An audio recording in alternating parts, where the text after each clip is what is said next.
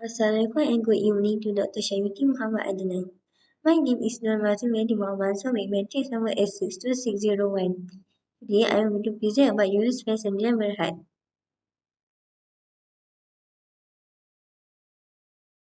There are four elements that I am going to explain, starting from the history of Yunus Faiz Berhad, accounting policy and standards, types and classifications of PPE of Yunus Faiz Sdn Berhad, and lastly the effect of COVID-19 to Yunus Faiz Sdn Berhad.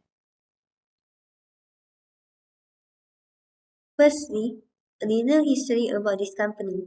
Yunus Passenger Berhad has been 50 years since it was established in 1972. Under Bursa Malaysia, this company is under the product and service sector. It is famous for their class-food dining sets and the state-of-the-art manufacturing facilities in the country that follows a very strict environmental, quality and material wastage management system. They are also famous about their export product to well-known countries all over the world.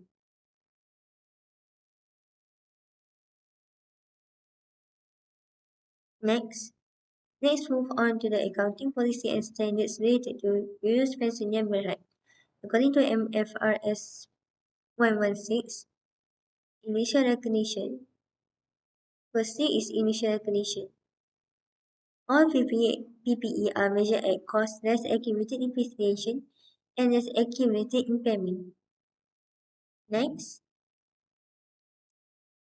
depreciation is calculated by referring to the annual rate. As for example, buildings 2%.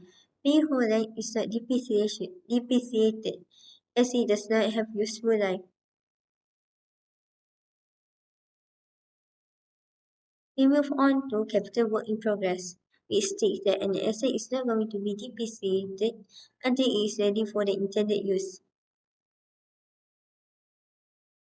Lastly, for the closeout of this part is derecognition, which states that PPE are derecognized upon disposal when no future benefits are expected from its use of disposal.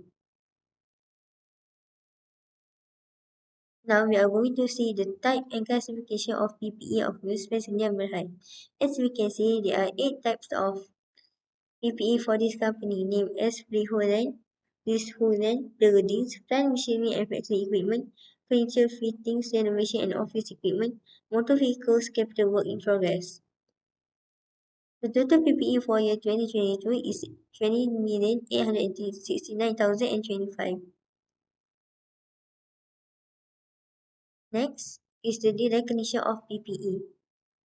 I will give an example like impairment uses that amount to 70,000 were used on the idea of PPE.